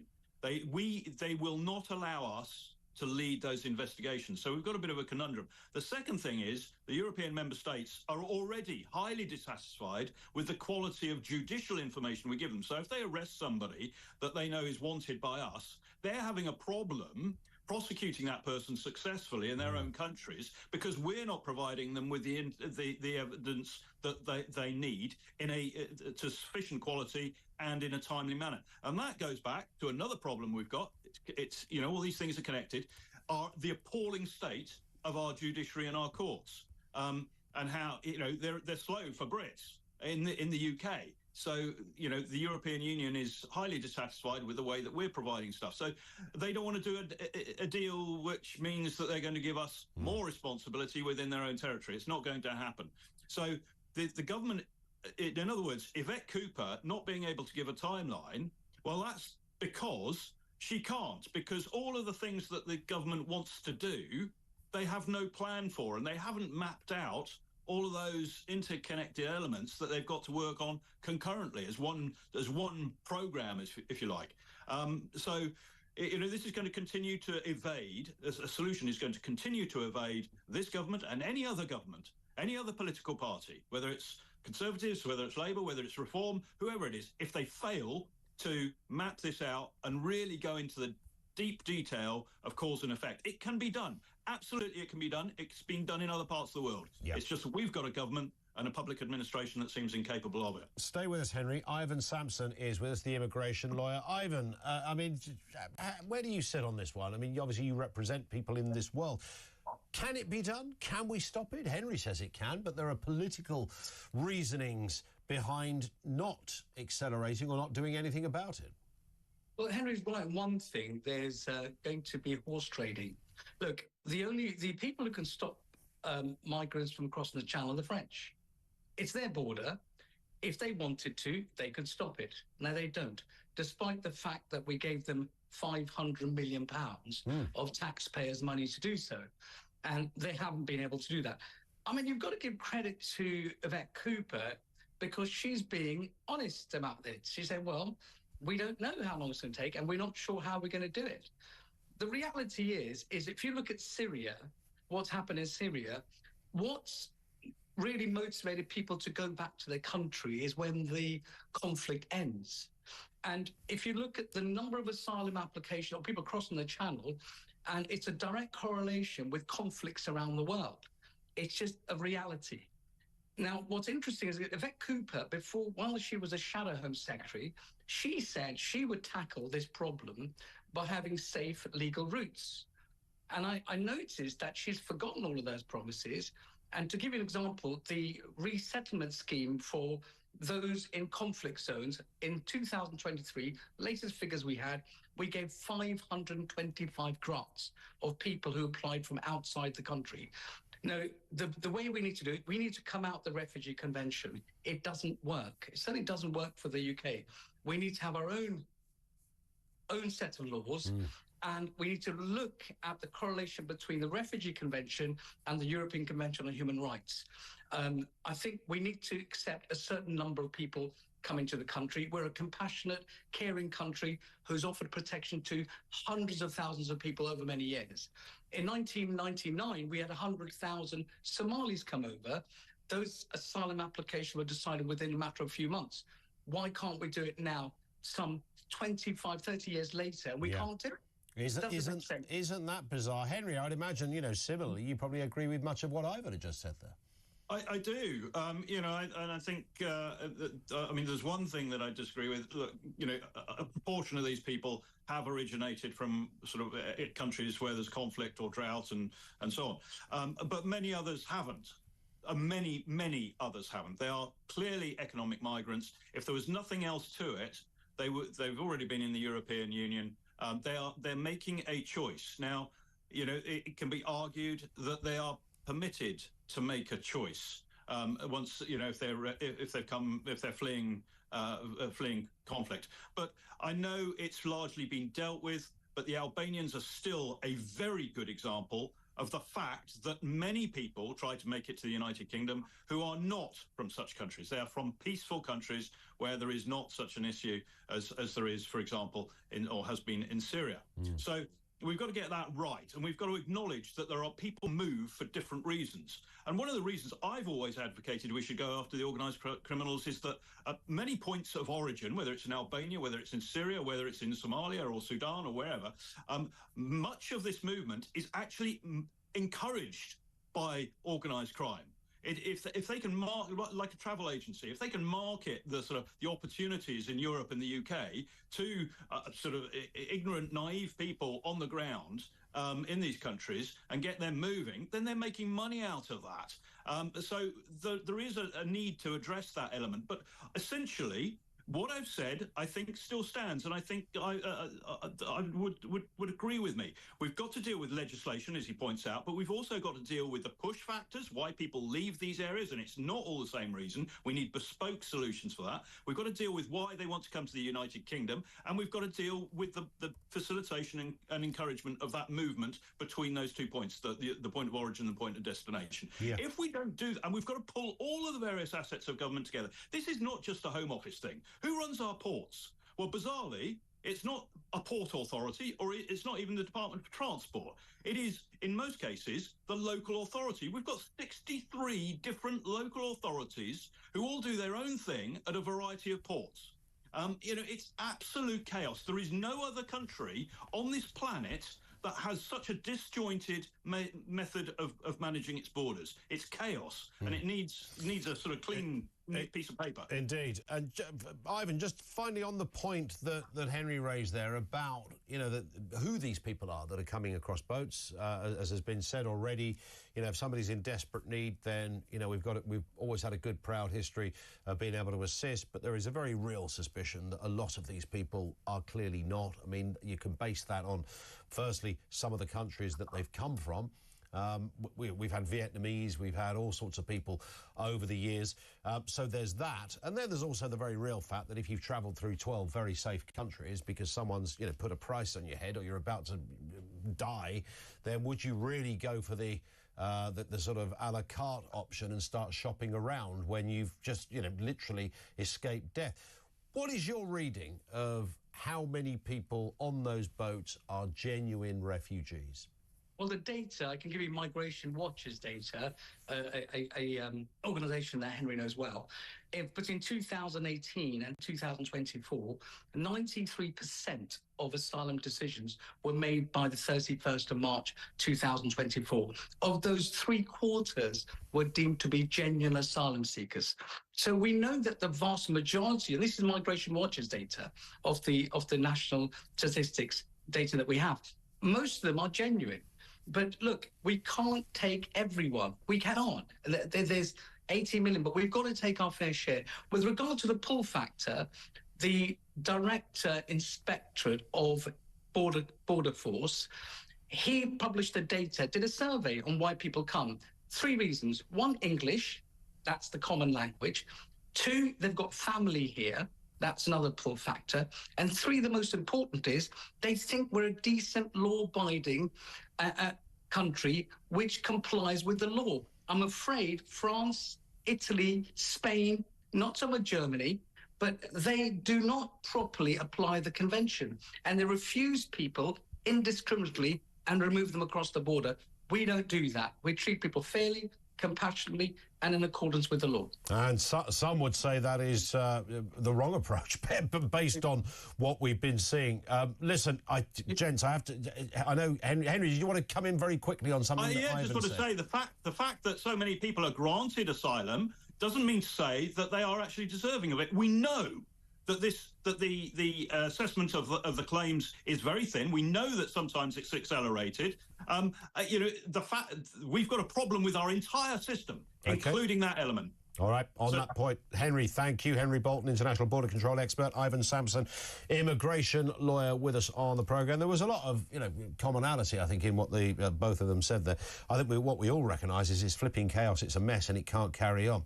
A little bit of breaking news as well. Killer nurse Lucy Letby's legal team have said they will be asking the Court of Appeal to immediately review all of her convictions because an expert witness has now changed his mind on the cause of death of 3 of the babies. Letby's lawyer Mark McDonnell is speaking, having previously said her legal team has new evidence that significantly undermines her convictions.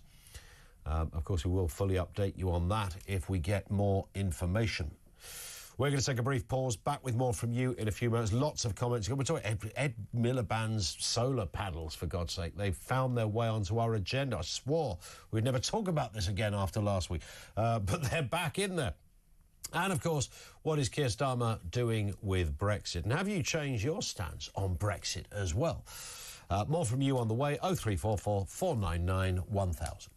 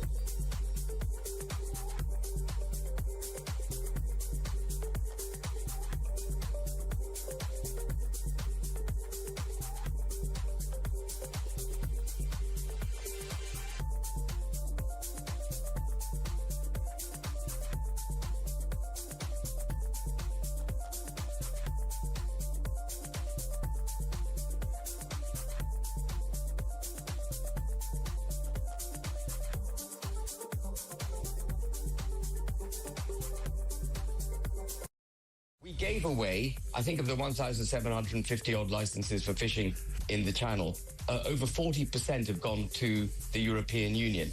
They take a massive amount of fish out of our water already. And what Starmer said before he became Prime Minister, you might recall this, he was in Montreal, he thought he was off camera, and he said, if I were to become Prime Minister, I would align us so closely with the EU that people wouldn't even be able to tell whether or not we were members.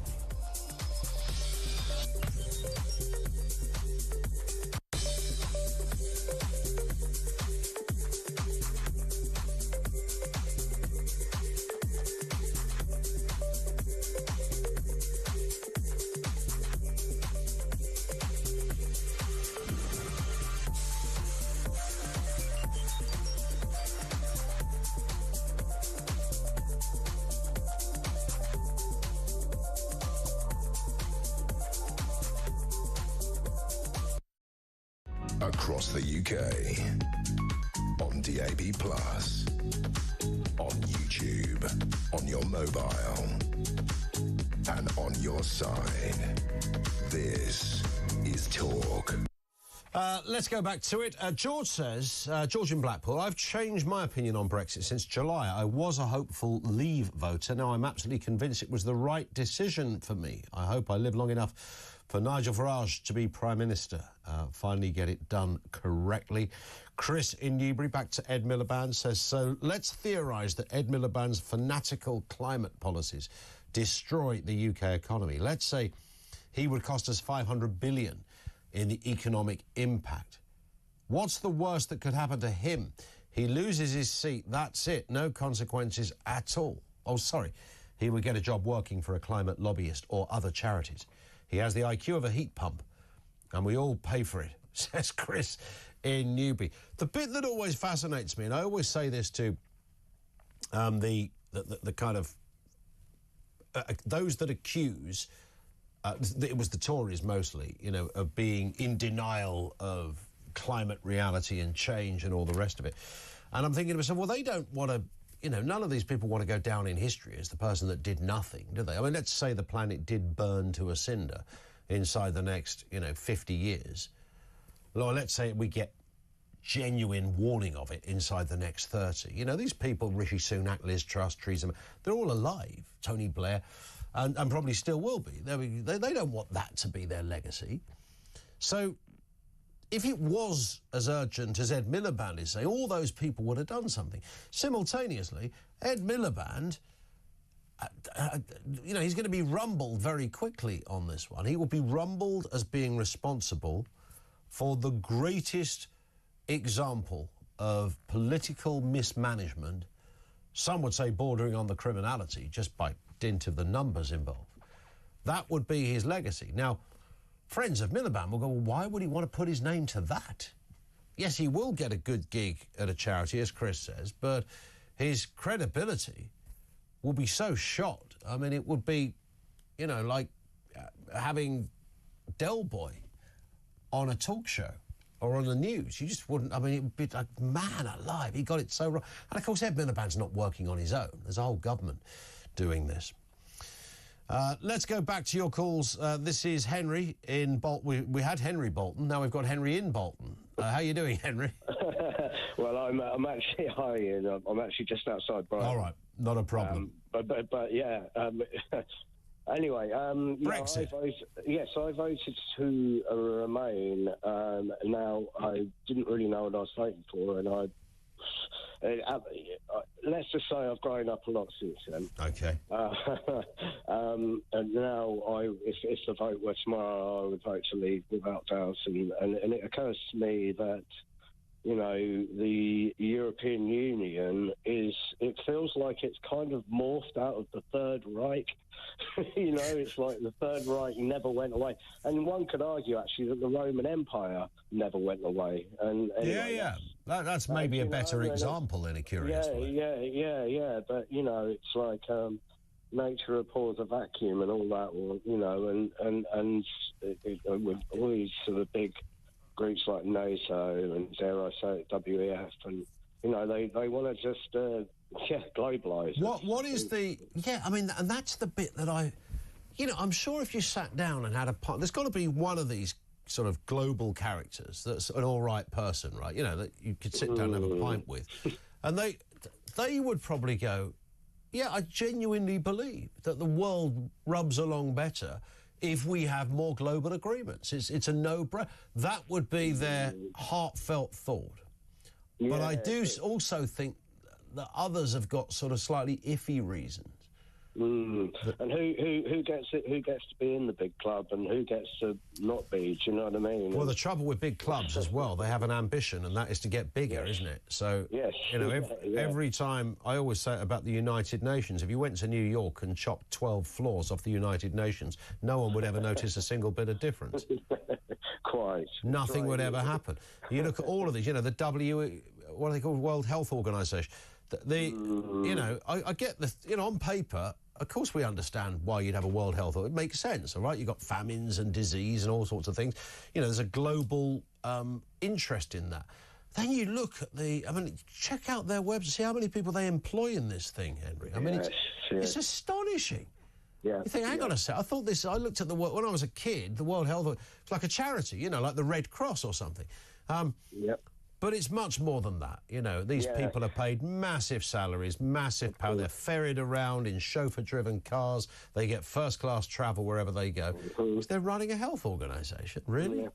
Yeah, and they want to get ever larger and ever more controlling and leave us completely impotent. And God bloody hell, it's not as if us run-of-the-mill plebs get. Our freedoms are they've been. I'll tell you what, our freedoms have been very hard fought for, and they're now being given away cheaply. Well, they work on the basis, going back to having a pint with, Global Gary, they think they know more than we know. That's the problem. It's that kind of, yes. You know, they're the clever people. They know something. Yeah. We don't know stuff. Yeah, because they got some master's degree in humanities or something. Dressmaking, probably. yeah. Great call, Henry. Thank you, mate. Nice to talk. That's Henry in Brighton. Was he in Brighton? Oh, Bolton. Oh, I thought he said just outside Bolton. I thought that's what he said. Anyway, so he's in Brighton, not Bolton at all. This was Matt in Cheshire. You're definitely in Cheshire, Matt, aren't you? Unless you've moved. I am. Yeah, I'm definitely in Cheshire, and yeah. Good. What's going on with the Brexit debacle? Is Keir Starmer trying to take us back in? Hope you and yours are well, by the way. Thank you. And That's everyone very at Talk kind. TV. That's good. Thank you. Can I just mention one more thing about Ed Miliband before I say it? If the storm the other week can obliterate the biggest solar farm in Britain, what will the huge climate disaster events of the future do to 1 billion solar panels? It's a very good point. How well kind of tethered down are these things? Yeah, you know, it's just absolute nonsense. And what Ed Miliband is going to get a check from the Chinese to make up for his disappointment at being unelected. That will be how he gets over it, by a quiet little check through the post. But he's going to look like an international turnip, isn't he? I mean, it won't be. This will, if it goes as bad as some are saying, this is going to be the greatest ever example of political mismanagement. As I said to you 2 years ago on this issue, the climate lobby is just like the fossil fuel lobby. It's like a boxing match to who can rip the public off the most. And that's all it is. They're fighting for control of people's bills. The problem as well, as I'm sure you're aware, Matt, is, and it ties in with Henry, our last caller, when you only speak to people of similar thinking, then you find yourself in this really kind of dangerous echo chamber, right? So Ed Miliband is only really surrounded by people who think the same as Ed Miliband. So there might be the odd dissenter every now and again, he probably gets laughed out of a meeting. But broadly speaking, his entire department, which is crammed full of sizzling Corbynites who used to advise him on green stuff, which gives you a bit of a clue as to where we're going. And then anyone that he's, alongside, meetings, fellow politicians, are all in the same belief system as him. So he feels safe that he's got it right. Yeah, you can't be in the Labour Party unless you kneel down at the altar of what we now know is dead wokeness. We've seen what happened to Joe. We've seen what happened to Joe Biden and Kamala Harris, and yet Labour persist in charging down the road where they're going to be obliterated at the next election. So, can I just say one thing on 72% of businesses had absolutely nothing to do with the EU before the referendum. So this idea that businesses is being affected by Brexit is nonsense, because only 28% of British businesses were ever even involved with the EU before the referendum. Interesting. That's a change of... Yes. So this idea that every single, the woman that runs the card shop in Bromley is somehow intrinsically linked to trade with the EU is just a load of old nonsense. Yeah, it's basically anybody that supported Remain was looking after their own interests, and Labour were looking after their interests for them. Gotta love them.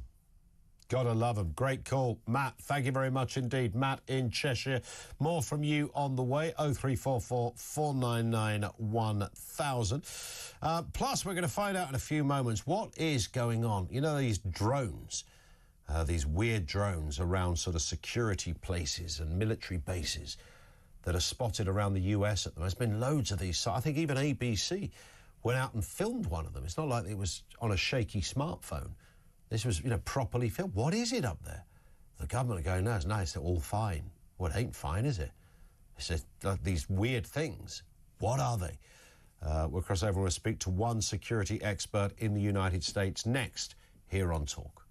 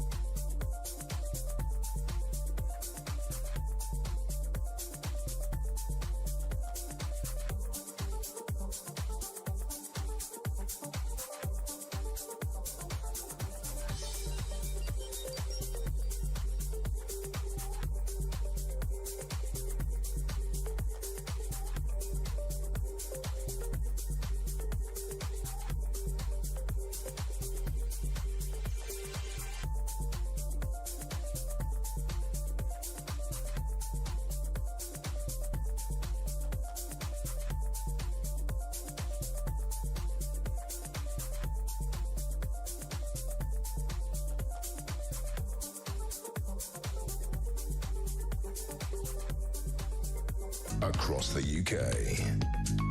On DAB+. On YouTube.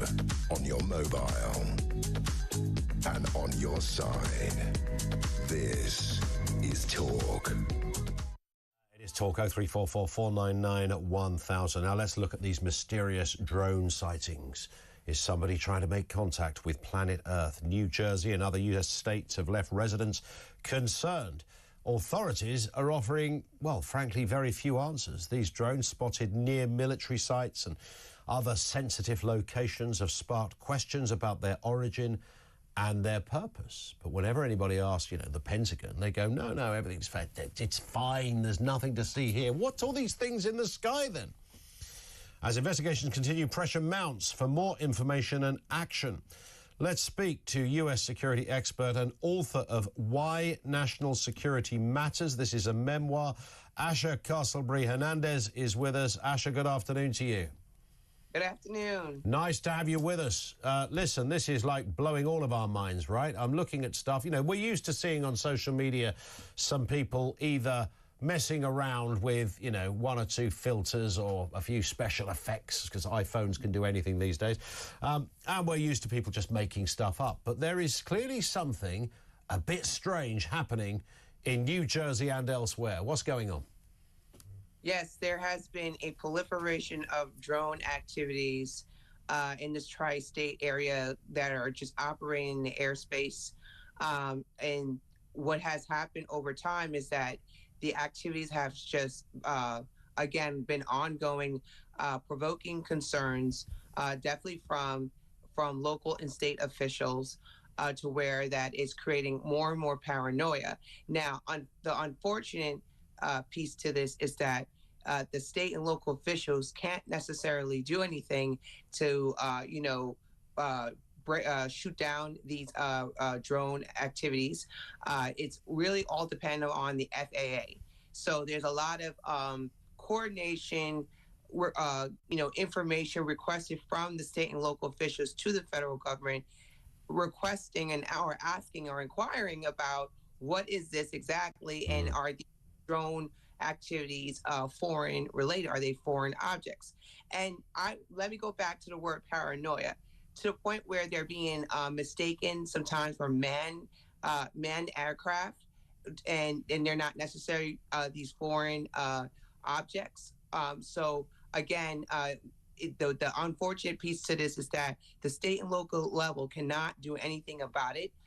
And another point to add on to as well, the proliferation of these drone activities has happened within the last year since federal law has allowed these drone activities to operate at night. So there's so much going on, and in fact, Senator Schumer just recently requested for the federal government to send in some sort of detection system that can pretty much do more assessments on where they're coming from, and requesting to shoot them down.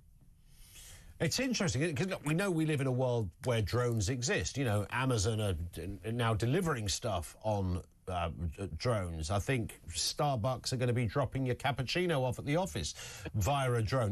We're aware that drone technology is around, but this just seems something, I was about to say almost out of nowhere, but they're just suddenly a collection of these things. There's a lot of similarities. I know the stories do sort of differ. I heard one woman, I think she was an eyewitness, say that she thought one of them turned into a plane and kind of went from being a sort of spherical object that lit up to becoming an aeroplane or an aircraft of some sort. Did you hear that? Yes, and as mentioned before, some of these drone activities are mistaken for aircraft or planes. So, so that is becoming more of a little common here as you're observing these a proliferation of these foreign objects. So there's just some confusion that needs assessments, but again, it has to be driven from the federal level, and in the state and local level are really pushing for more answers to what exactly where are these drones coming from. Now, according to the recent response from the federal government, they are saying that these drone activities to this day do not pose as a threat to public safety. So I think what we're seeing though is that despite that is true, there's still people still feel unsafe about it, especially the fact that there's speculation that they're flying over critical infrastructure and supposedly, collecting on, military installations, as well as nuclear sites and other sensitive, critical infrastructure areas. And it also reminds them of the Chinese balloon, right? Yeah. So there's some association with that as well. And that's why many people just do not trust what they're watching or looking at. Yeah. I mean, there is a theory as well that it could be American military, not an enemy. So these are the boys and girls who work for the Pentagon, who are out there testing new kit and seeing, what their capabilities are, what drones can do at night. I heard one theory that it was Joe and Kamala who were doing a final lap of honour around the U.S. states, maybe seeking revenge on the next administration. I'm sure there's nothing in that. You wouldn't get him in a drone anyway, I doubt. But either way, I mean, what everybody wants is just a straightforward answer. And you wouldn't think in the 21st century it would be that difficult for someone to go, this is what they are. Right. And they expect from the federal government a rapid response. But unfortunately, as of now, they're saying it's not foreign related. It does not pose a threat to national security. But I think in terms of quantity, the more this happens, the more the paranoia, starts to peak, and there's a high demand on where exactly are these drones coming from. And just going back to the Chinese balloon and where we are right now in the state of our national security, we're in the era of strategic competition where we're competing against China and Russia. We also have adversaries like Iran, North Korea, where many people may believe, too, in terms of speculation, that maybe it's coming from them. So that's why there's a high demand on where exactly are these drone activities coming from. We will watch with interest, and we may speak again, Asha. Listen, lovely to have you with us. Thank you very much for your time. Asha Castleberry-Hernandez, who is US security expert and author of Why National Security Matters. That is her memoir. Check it out. The whole drone thing, I know it's going to be weird, and I don't know how they're going to police it once, parcel deliveries start happening by drones. You can't just have, 10,000 up there of these things flying around with nobody policing them. If you have your own drone, is there a certain size? We could probably do a whole phone-in on a drone-in, maybe, on what you do with your drone. I mean, what do you fly it up there? My brother-in-law, a couple of Christmases ago, maybe about 5 or 6 Christmases ago, bought one for his daughter, and it wasn't massive. It was the sort of thing, it was a bit bigger than, your kind of little remote control car thing. But I'm tempted to say it was sort of 0.5 metre in diameter, something like that. And he's a guy that, will tell you he knows how to make things work. He's a man, he's always got a screwdriver, he knows how to do stuff. And so they went out on Christmas Day, and I think he might have put it on the garage roof to give it a fighting chance.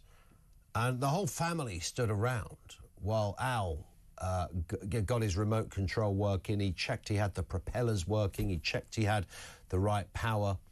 And he watched it rise from the back garden, and off it went to explore the countryside of, I think there was a camera on it, the countryside of Sussex. And he never saw it again. He just legged it.